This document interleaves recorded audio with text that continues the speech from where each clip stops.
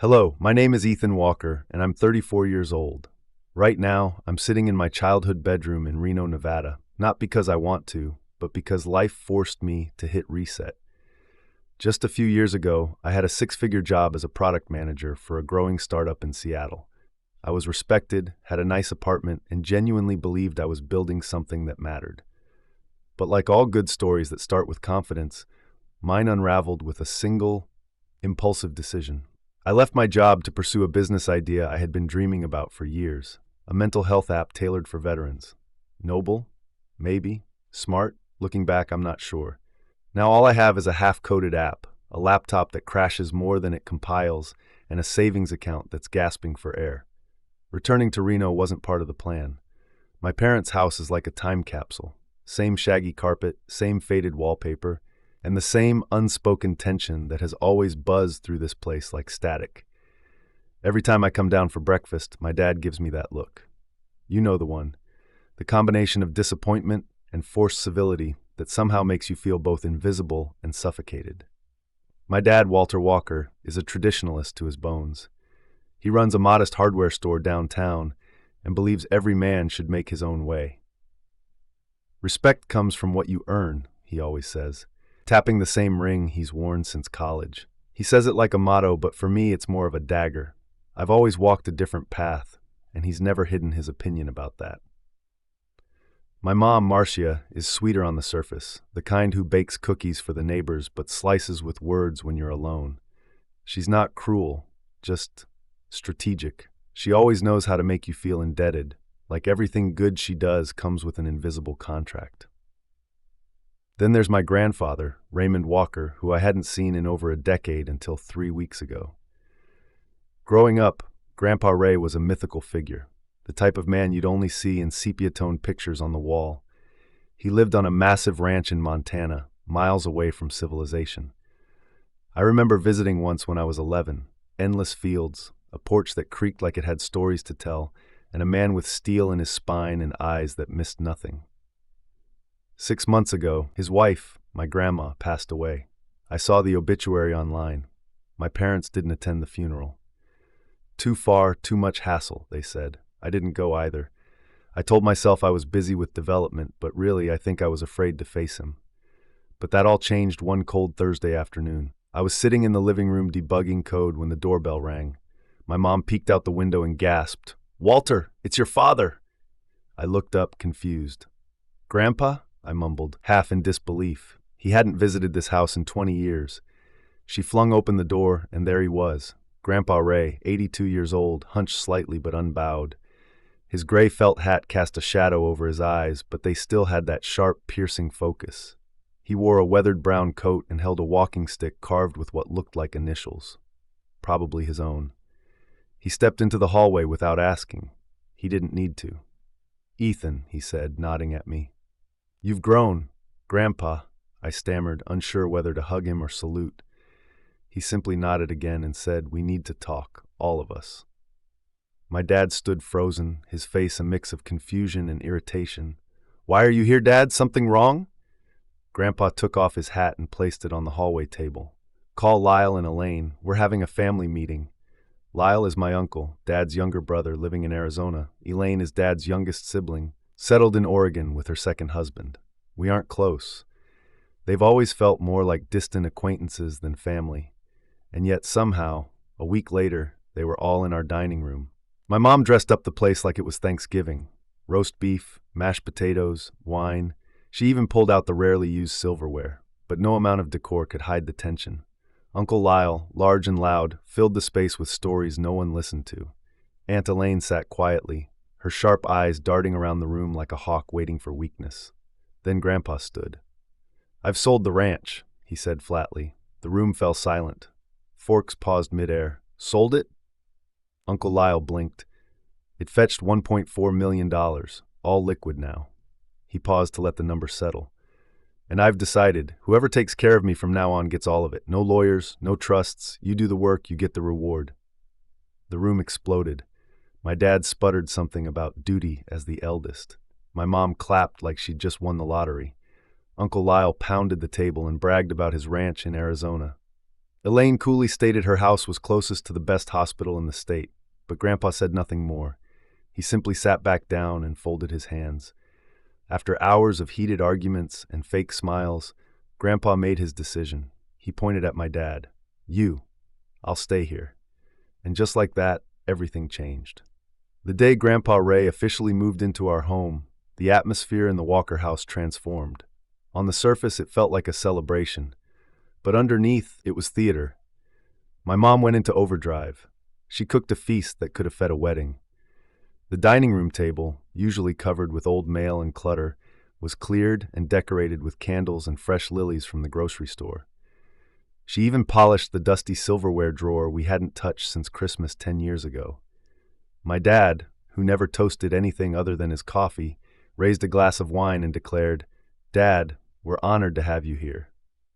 Our house is your house now." It was all for show, of course. I knew that. Everyone did, except maybe Grandpa.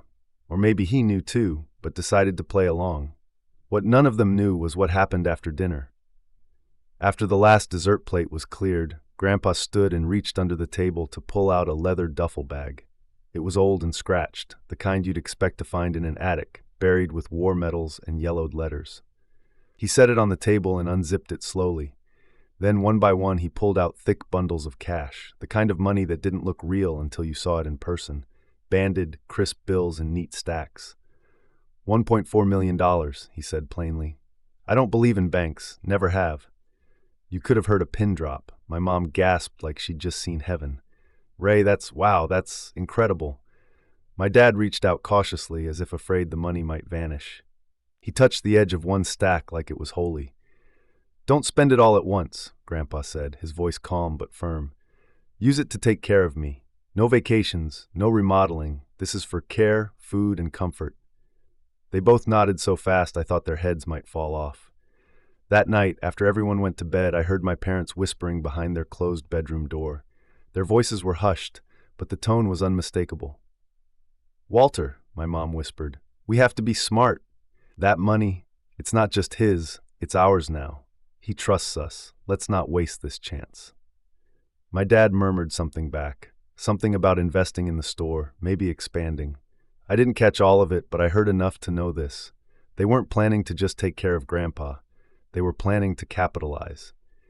At first, things seemed okay. Mom cooked breakfast every morning like it was a duty. Pancakes, eggs, even his favorite rye toast. She would call into the living room in a sing-song voice. "Coffee's hot, Ray. Just how you like it." Dad started taking Grandpa on short walks around the neighborhood, talking about the weather and how his store had seen better days. He even asked Grandpa for advice on bookkeeping, pretending to listen like a dutiful son. And Grandpa? He just nodded, smiled, stayed quiet, observed.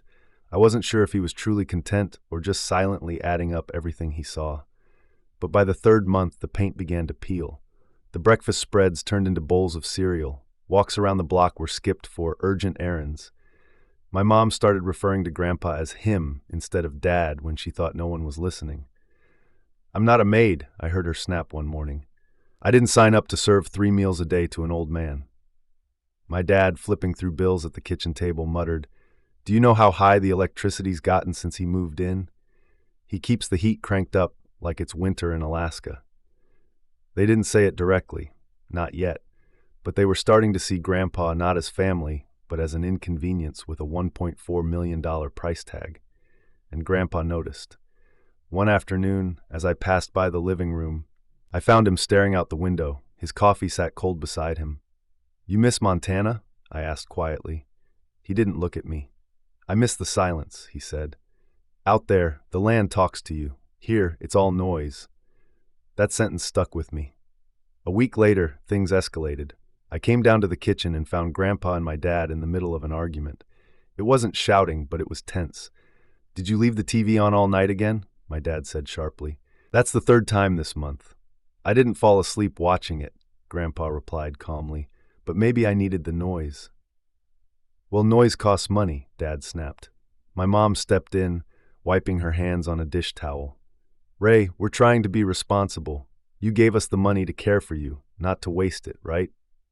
That was the first time I saw Grandpa's expression shift. His eyes hardened, his mouth tensed. "I gave you money because I thought you cared," he said, then slowly stood with his cane. "I see now, maybe I just paid for my own cage." He walked out of the room, leaving silence behind. That night, I lay awake in my room, staring at the ceiling, wondering how long it would take for this fragile act of kindness to crumble completely. The house that once pretended to be a haven was starting to show its true shape, a stage for manipulation, resentment, and silent betrayal. And in the middle of it, a man who had worked his entire life, traded his land, his peace, and his pride, was slowly being reduced to a line item on a utility bill.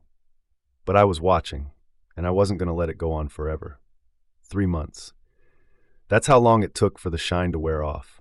My parents, once eager caretakers basking in the glow of a $1.4 million promise, began revealing the truth behind their smiles, and Grandpa Ray felt it. The routines had all but collapsed. Breakfast was no longer served with cheery good mornings, but instead left on the counter, if it was made at all. Most mornings, Grandpa ate toast that had cooled long before he woke up. Some days, it was just instant oatmeal. My mom, once proudly announcing Idaho-style coffee, now brewed a cheap generic blend and barked from the hallway, "It's hot. If you want it, better come now." The house, once quiet with forced politeness, now echoed with passive-aggressive jabs and open complaints. "Do you know how many pills that man needs?" Mom muttered one evening, stacking receipts. "And don't even get me started on his preferred organic food. We're not made of money." My dad responded with a bitter laugh. "Well, we were, until we became full-time babysitters." They thought I wasn't listening, but I always was. Grandpa never argued. He didn't scold or shout or beg. He just withdrew. He spent most of his days in the recliner by the window, staring into the backyard like he was trying to conjure the Montana plains into existence. When I asked him if he was okay, he'd offer a smile, brittle, quick, and entirely unconvincing. "You ever feel like you overstayed your welcome, Ethan?" he asked one evening, not looking at me. "I live in my childhood bedroom," I replied. "So, yeah." He chuckled, but it was hollow. "I thought I was buying peace," he said. "Turns out I rented resentment." That line stuck with me. I started spending more time with him, not because I felt obligated, but because I wanted to. We didn't talk much at first, mostly just sat together. I'd work on my laptop beside him, trying to fix bugs in the app, while he quietly flipped through old farm magazines or scribbled in a little leather notebook. One evening, while the TV murmured in the background, I glanced over and asked the question that had been burning in my chest since the day he arrived. "Why did you really sell the ranch, Grandpa?" He paused, then slowly set his pen down. "After your grandma died, the land didn't feel the same," he said. "We built every inch of that place together. Without her, it was just dirt and silence." His voice cracked slightly. He didn't try to hide it. "I didn't sell it for the money," he continued.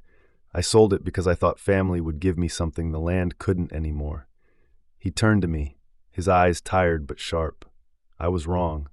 I didn't know what to say, so I didn't say anything. I just sat there, shoulders tight, anger simmering under my skin. That same night, I overheard another conversation I wish I hadn't.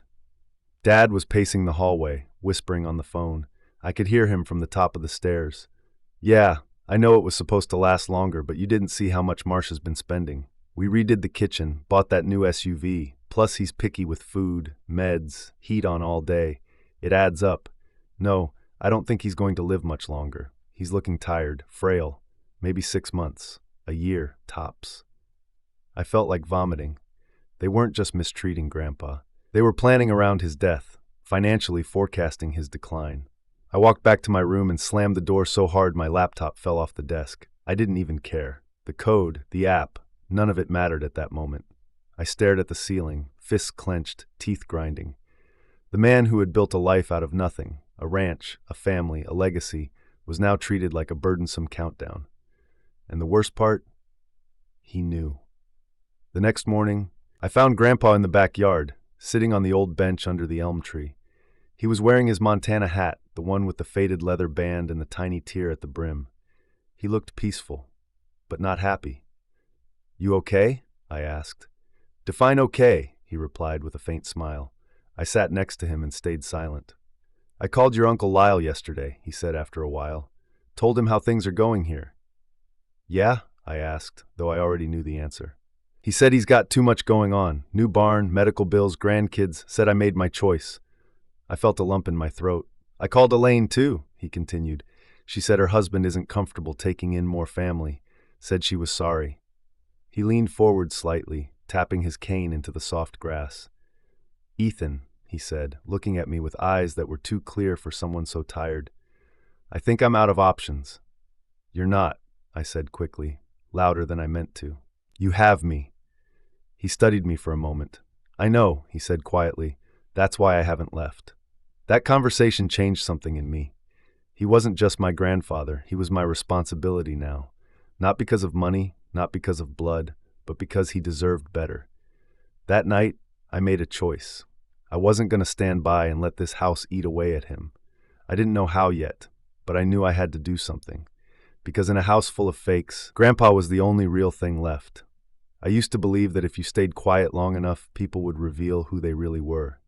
I don't believe that anymore. Now I know, silence isn't always a strategy. Sometimes it's just survival. And Grandpa Ray, he was surviving. He moved slower now, spoke less, spent more time in his chair by the window, sipping lukewarm coffee from the same chipped mug every day. The man who once built a 60-acre ranch with his bare hands was now reduced to a schedule of sighs and swallowed pride. I watched it all unravel, and I kept quiet, until I couldn't anymore. It started on a Wednesday. I was in the kitchen heating leftovers when I heard my mom snapping from the hallway. "Ray, I just cleaned that rug." "How hard is it to use a tray?" I looked over. Grandpa had accidentally spilled his tea, barely a few drops on the edge of the rug. He stood there with his cane, stooped slightly, saying nothing. "I'm sorry," he mumbled. "Oh, don't apologize," she said sarcastically, tossing a towel at his feet. "Just mop it up. It's your mess." That was the first time I saw Grandpa hesitate, as if debating whether to kneel and clean it himself. I stepped forward. "I'll get it," I said, my voice cold. My mom raised an eyebrow. "Oh, the savior arrives." I didn't respond. I just cleaned it and handed Grandpa a fresh cup. That night, during dinner, it got worse. My dad slammed the utility bill on the table, his face red with frustration. $462 for electricity? Are we running a greenhouse in here? He turned to Grandpa. "This is the third time I've told you. Turn off the hallway lights when you're not using them. You're not in some luxury resort." Grandpa said nothing. He just stared at his plate. "I gave you $1.4 million, he said quietly. "Is the light really the issue?" My dad's mouth twisted. "No, the issue is we're burning through that money like it's Monopoly cash. Medical bills, groceries, heating, it all adds up." Then my mom, sweet as vinegar, chimed in. "You should be grateful we even took you in, Ray. Lyle and Elaine wouldn't. We did. We're the ones who put up with your moods and routines. You think this is easy?" That's when something snapped inside me. "You didn't take him in," I said sharply. "You competed for him, like he was a prize." They both turned to me, stunned. "What did you say?" my dad asked, his voice low and dangerous. I stood up from the table.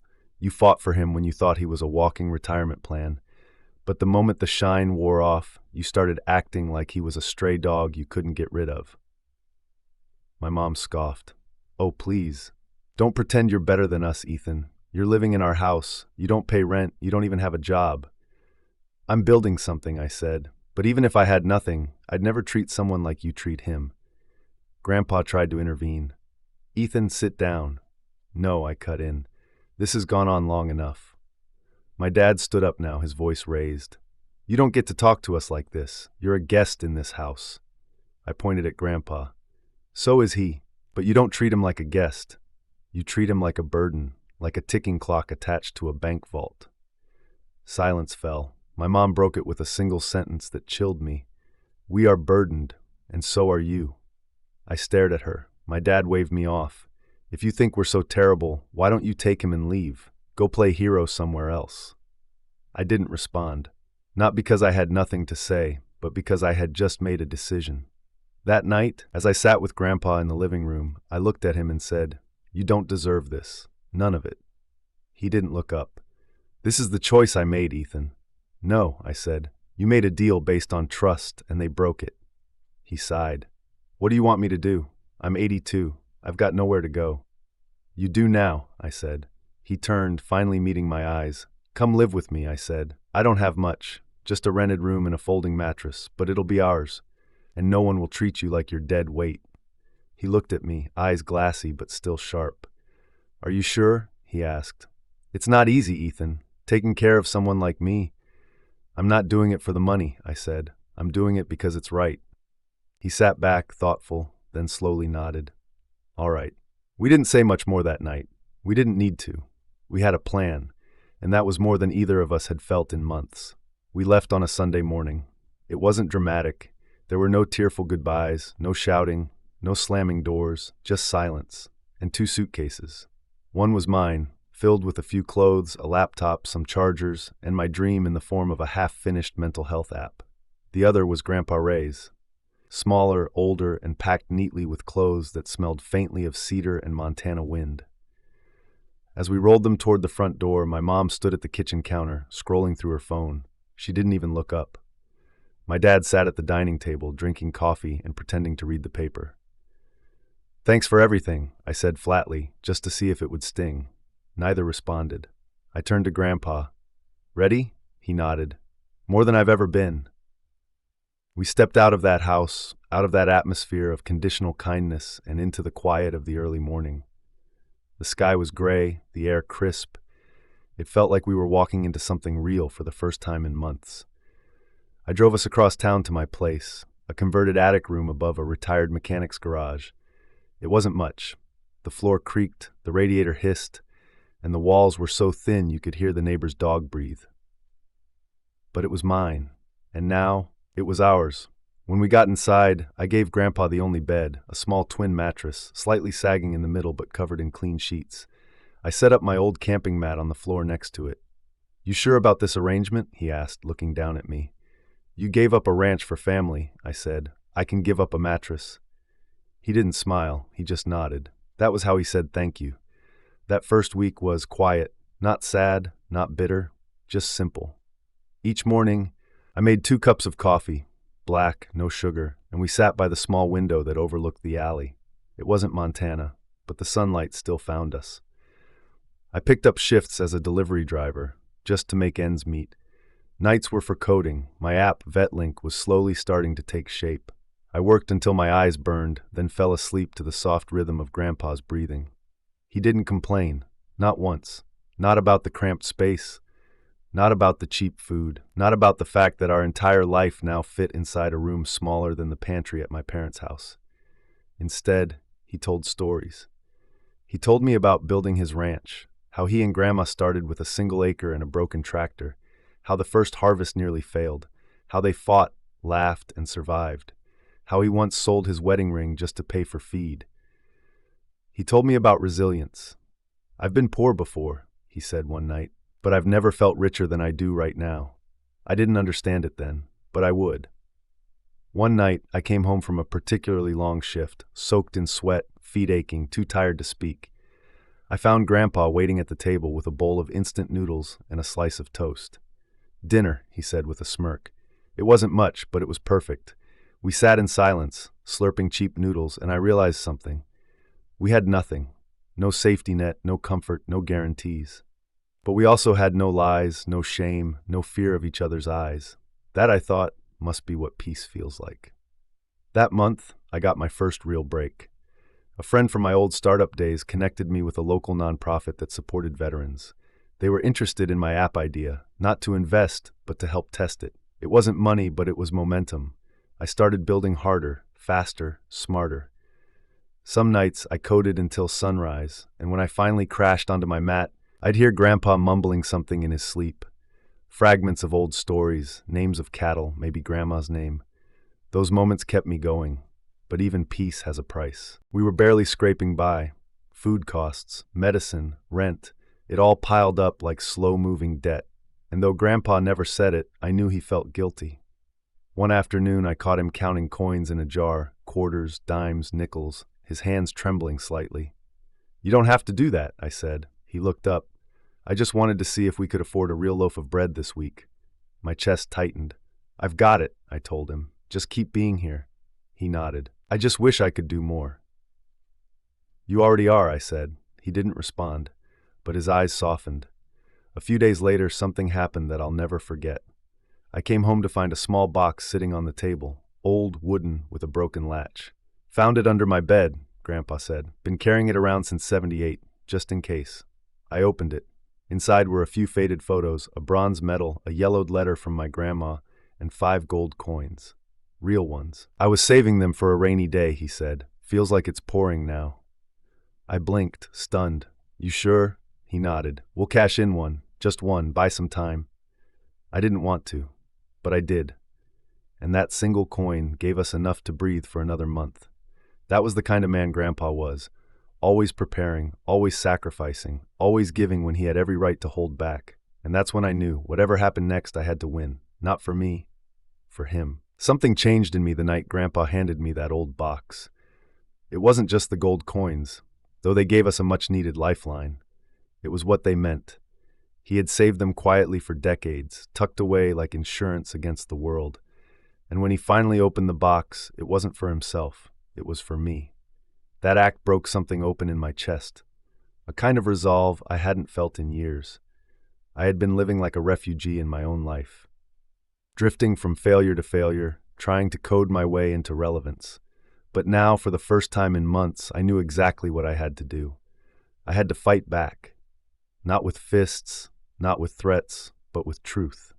It started with a conversation. We were sitting in the tiny kitchen, eating reheated rice and canned beans, when I looked at Grandpa and said, "I want to confront them." He looked up slowly. "Your parents?" I nodded. "About the money, about how they treated you." He stirred his food quietly. "And what will that change?" "I don't know," I admitted. "Maybe nothing, but maybe, just maybe, it'll remind them that you're still a human being." He shook his head. "You're wasting your energy." But then he looked at me again, deeper this time.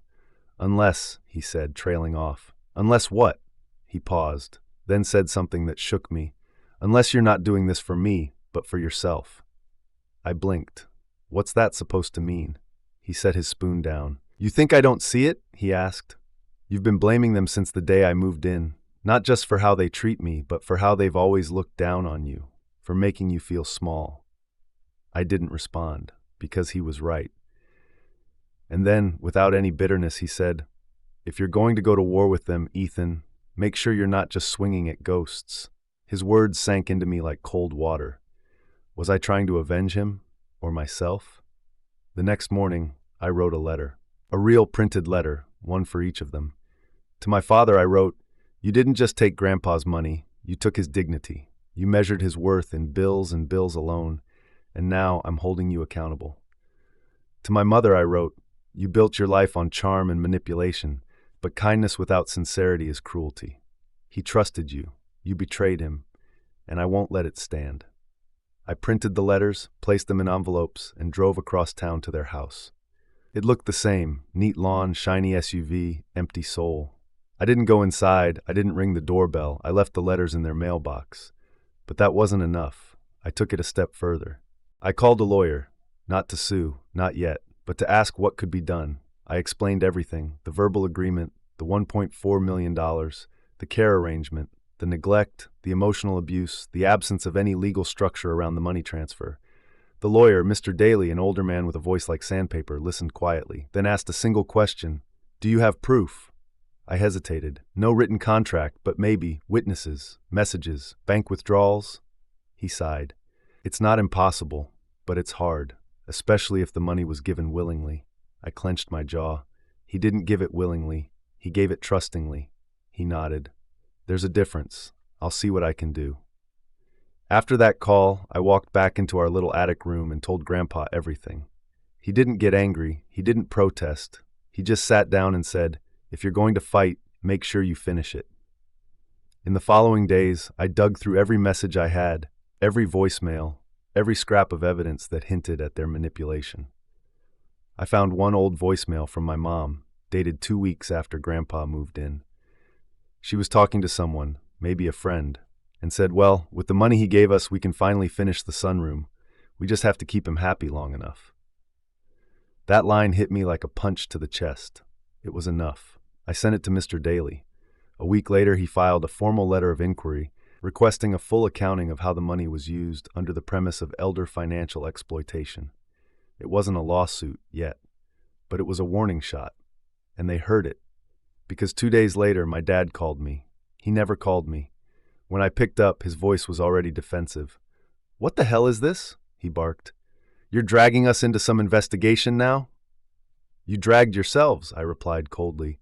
"I'm just shining a light on it." "You ungrateful little—" He started, but I cut him off. "You took $1.4 million to care for your father. Then you treated him like trash. You don't get to play the victim now." There was silence.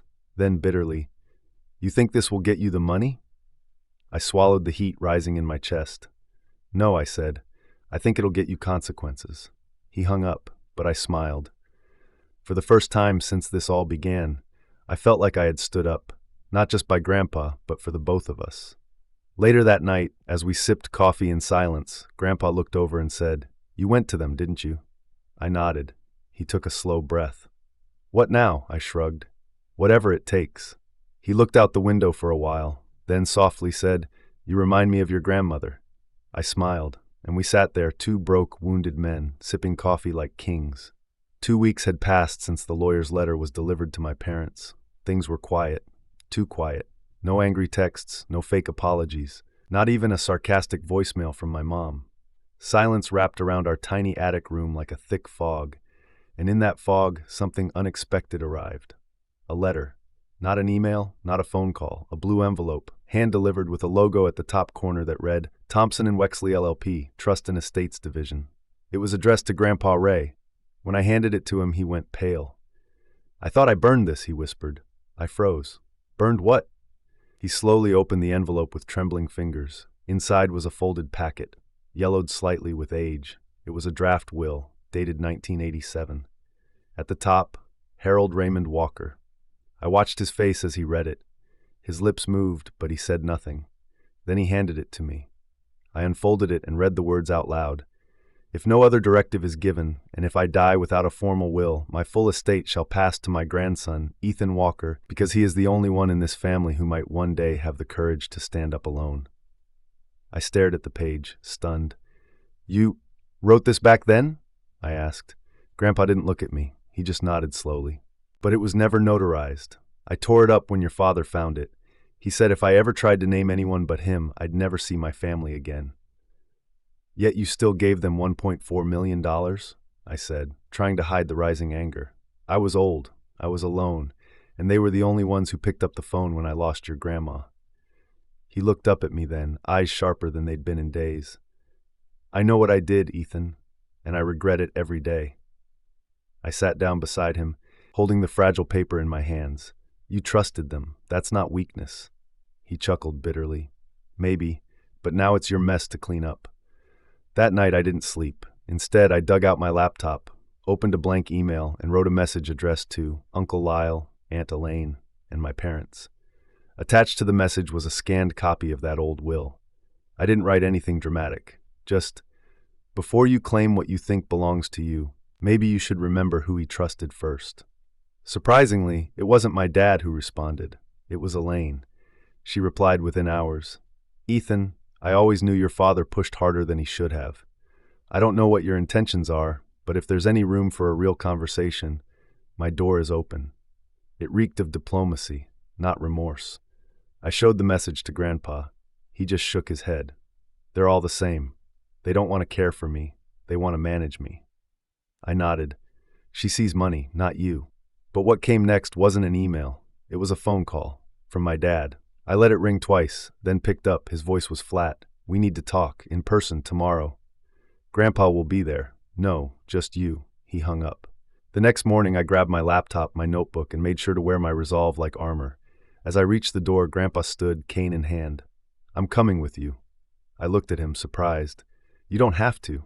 "I know," he said, "but you shouldn't carry my shame alone." We drove across the city in silence. Tomorrow would be war, but today was reckoning.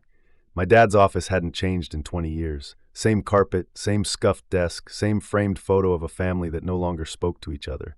The only thing new was the silence, and the weight of everything left unsaid. He sat behind his desk, arms crossed, staring at me like I'd walked in to rob a bank. You alone? He asked, without looking up. No, I said. Grandpa's waiting in the hall. He didn't flinch. I sat down. No greetings, no fake pleasantries, just stillness. Then he spoke. What do you want from me, Ethan? I looked him in the eyes. I want the truth. He smirked. Is this about the money? It's about respect, I said. You took everything from him, his home, his dignity, his silence. And now you act like you're the victim? He leaned forward, his voice sharp. I gave that man a place to live. I gave him care. I gave him 3 meals a day. You gave him cereal, I snapped. You gave him cold coffee and complaints about the electric bill. That's not care, that's convenience. He slammed his palm on the desk.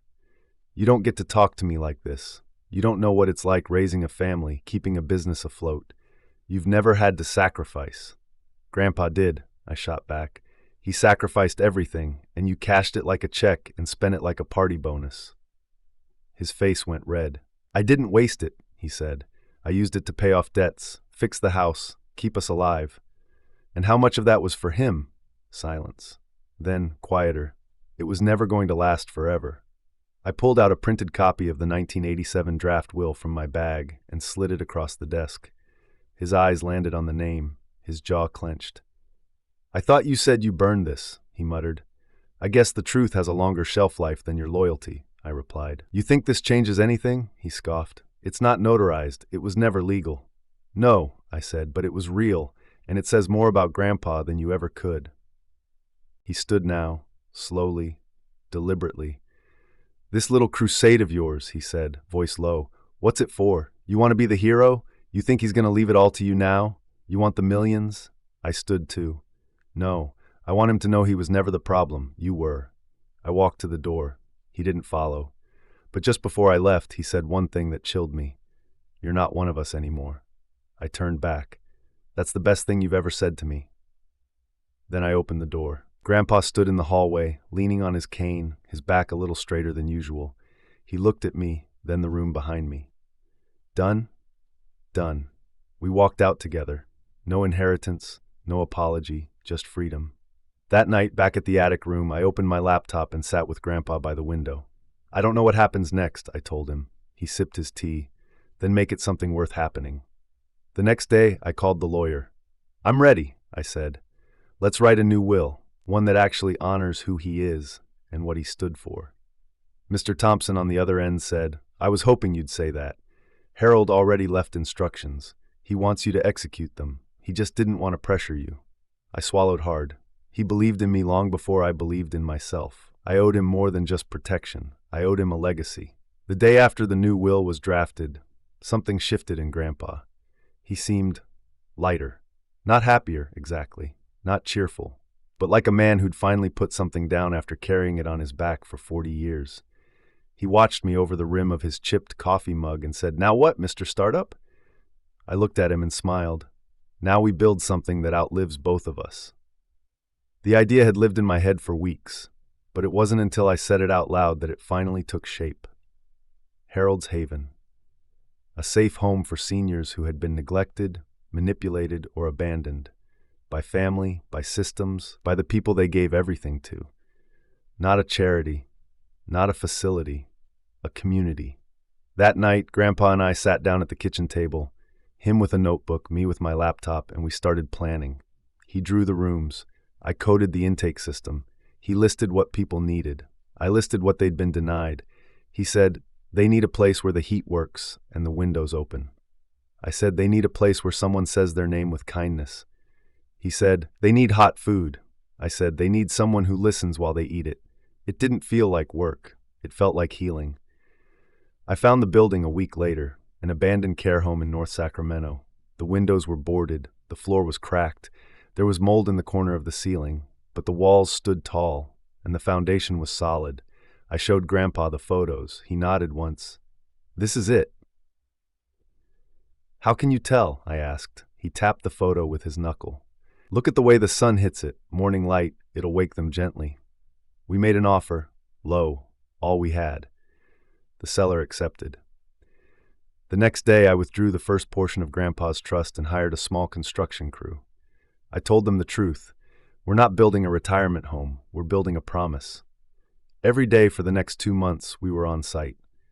Grandpa in his flannel jacket and worn-out boots, hobbling from room to room, pointing with his cane. Put the bench there. That's where someone will cry and remember. Windows higher, let the breeze in. Don't lock the garden gate. We're not a prison. He was relentless. So was I. At night, I worked on integrating VetLink, the app I'd put on hold while life happened, into the new system. It would serve as a digital backbone for Harold's Haven. Real-time mood tracking, visitor scheduling, medication reminders, and, most importantly, a messaging system. For residents who never got calls, I built an AI letter writer. When no one wrote to them, we would. They'd never open another empty mailbox again. As the place came together, so did the nameplate. The sign above the door, carved into wood, simple and strong. Harold's Haven, a home where being forgotten ends. When the workers installed it, Grandpa stood in front of it for a long time. He didn't speak, but I saw him wipe his eye with the back of his hand. "I thought I'd die in someone else's house," he whispered. "I never thought I'd live to see my name on something that matters."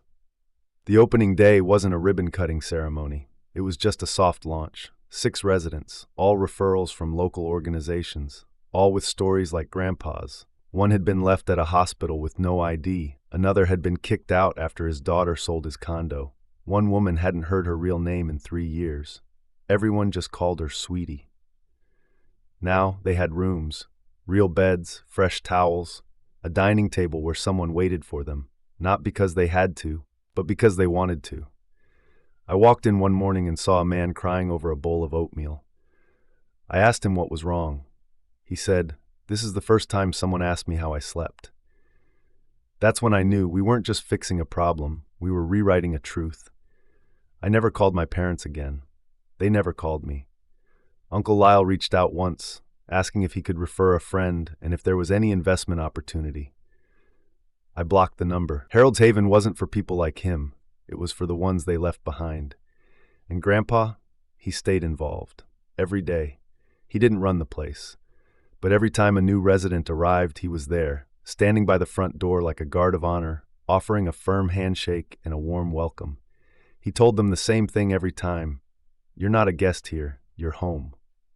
It started with a cough, just a short one.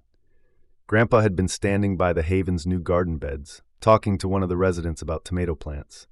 The air was cool, the sun warm. It should have been just another good day, but then he coughed again, harder and again. I rushed over, offered water, tried to act calm. He waved me off. "Just dry air," he said. But that night, the cough didn't stop. 2 days later, I convinced him to see a doctor. He resisted, of course. Always did. "Spent my life avoiding hospitals," he grumbled. "No need to start now." But he went, and the scan came back with 3 words I wasn't ready for. Stage 4 lung cancer. The doctor was gentle. He said it had likely been growing for a while, maybe even before Grandpa had moved in with us. The stress, the cold attic, the long walks, none of it helped. "It's in his lymph nodes," the doctor explained. "He's strong for his age, but we're not looking at years, weeks, maybe months." It hit like a truck. But Grandpa, he just nodded. "I've lived through worse," he said. "But I saw the fear, not of dying, but of leaving things unfinished." That night, he pulled out an old metal tin from under his bed, same one he'd stored the gold coins in months ago. Inside was something new, a letter, unsealed, unfinished, addressed not to me, but to someone named R.W. I didn't recognize the initials. He saw me holding it, and for the first time, he looked nervous. "That wasn't meant for you," he said. I paused, then handed it back. He didn't take it. Instead, he said, "Read it, might as well." I unfolded the yellowing paper. The handwriting was his, shaky, careful, heavy. It read, "To R.W., I never forgave myself for leaving. You were just a boy when I walked out. I told myself it was to protect you, from me, from the anger, from the war still in my head. But the truth is I was scared. You looked at me like I was already broken. And maybe I was. I wanted to come back. I did. I just didn't know how to." It stopped there. No signature, no ending. I looked up at Grandpa. "Who's R.W.?" he hesitated. Then, softly, "My first son." Silence. "My uncle?" I asked, stunned. "No," he said. "Your half-uncle, born before I met your grandma, during the years I don't talk about." He sat down slowly, as if the truth had weight. "I left him when he was 8. His mother and I, we weren't good together. I thought I'd ruin him if I stayed. So I disappeared, changed towns, changed lives. And you never saw him again, I asked. No, but I thought about him every day, even when I was raising your dad, even when I held you. I swallowed hard. What happened to him? I don't know, he said. I tried to find him once, called a few numbers, wrote that letter, but I never sent it. What if he hated me? He looked up at me. I couldn't handle it. The next morning I went digging, old census records, property listings, obituaries, and I found something. Robert Walker, lived 2 counties over, deceased, 2019. Survived by one daughter, Emily Walker, 28, which meant Grandpa had a granddaughter and I had a cousin, alive. I didn't tell him right away. He was weaker by the day, his voice thinner, his steps shorter, but his eyes still sharp as ever. Don't lie to me, he said that afternoon, catching my hesitation. You found him, didn't you? Not him, I said, but his daughter. He stared at the ground. She doesn't know me, he muttered. She knows your name, I replied. That's a start. He looked up. For the first time in days, he smiled. A start, he said. That's all I ever needed. That night, I wrote Emily a letter, nothing dramatic, nothing intrusive, just, my name is Ethan Walker. I believe your grandfather may be alive, and I believe he wants to meet you before it's too late. 3 days passed, no reply. I checked my inbox every hour. I refreshed my spam folder. I even reread the letter I'd sent, wondering if I'd said too much or not enough. Then on the 4th morning, just before sunrise, I saw it.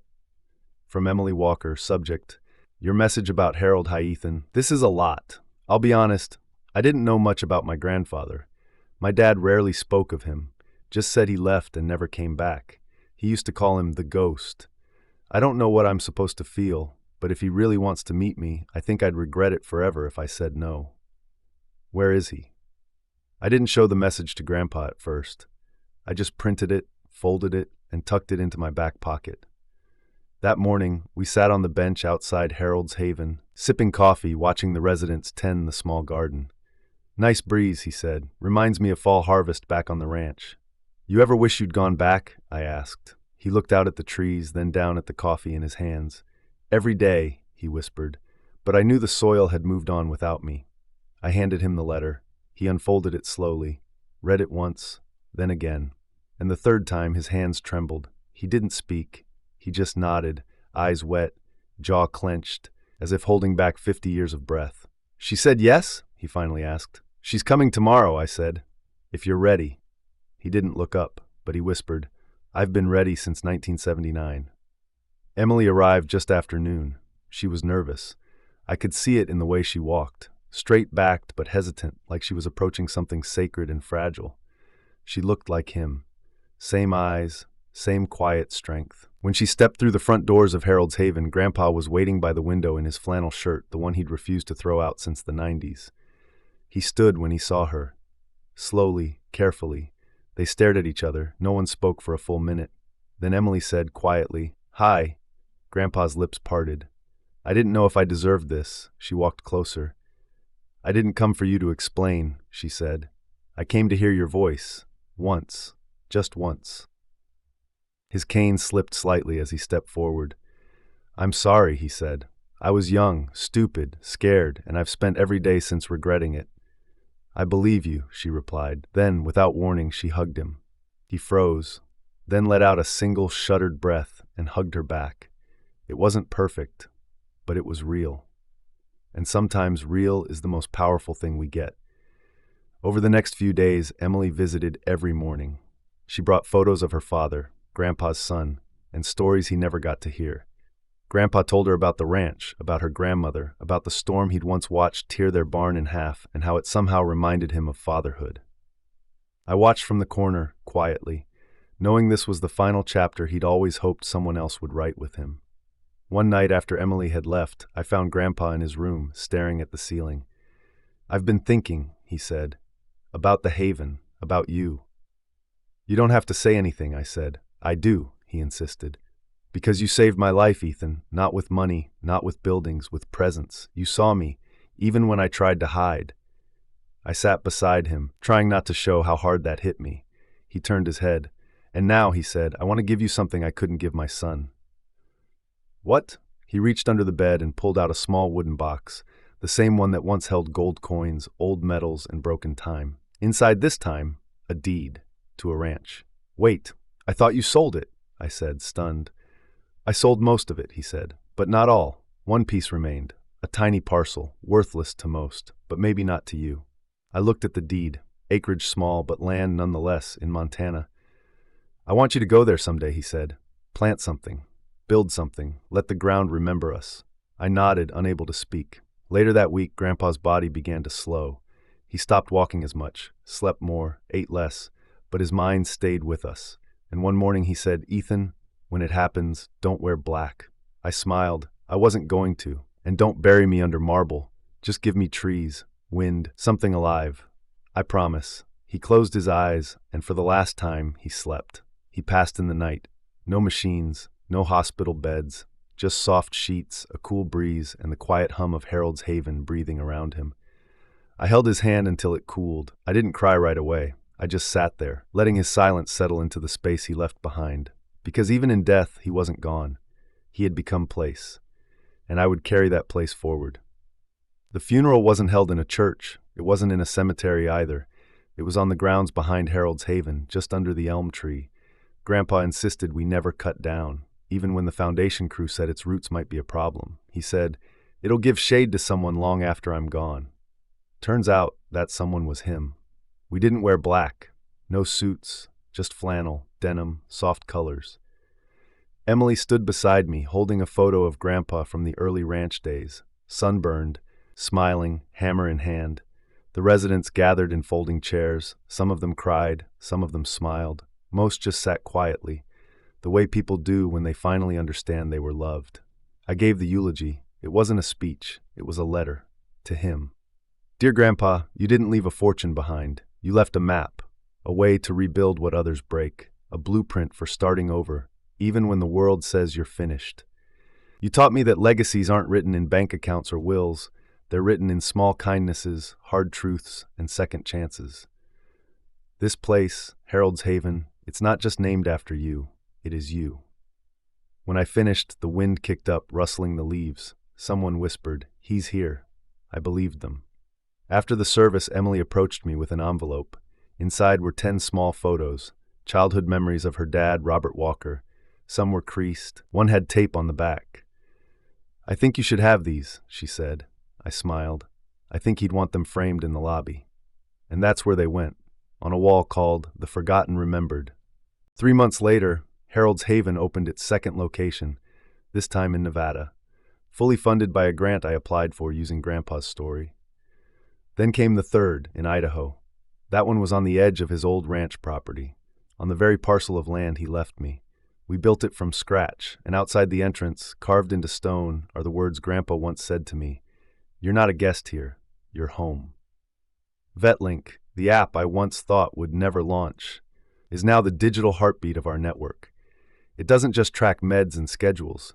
It sends residents daily messages, some real, some auto-generated, so no one goes to bed feeling invisible.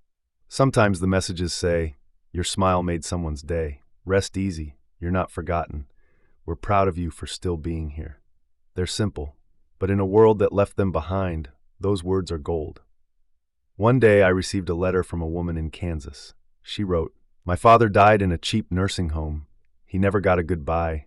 I saw your story online. I cried, and for the first time in years I felt like he might be somewhere peaceful now.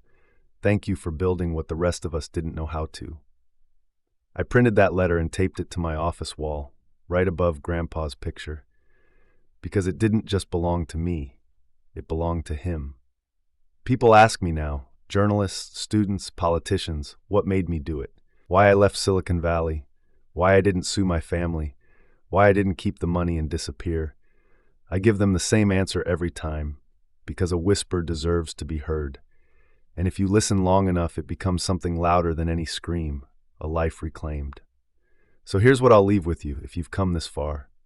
If you feel forgotten, if you've been cast aside, if the people who were supposed to protect you left you out in the cold, know this. You are not your rejection. You are not the money you didn't inherit. You are not their silence. You are the voice that keeps rising. You are the haven someone else will one day walk into. And when you build that place, whatever it looks like, I hope you name it after someone who believed in you. even if they only whispered it once. End of series. Thank you for watching. If this story meant something to you, share it. Not for clicks, for change. Subscribe to Whispers of Glory for more stories like this, stories of injustice, redemption, and the quiet people who rise when no one expects them to. Until next time, remember, even the smallest whisper can echo forever.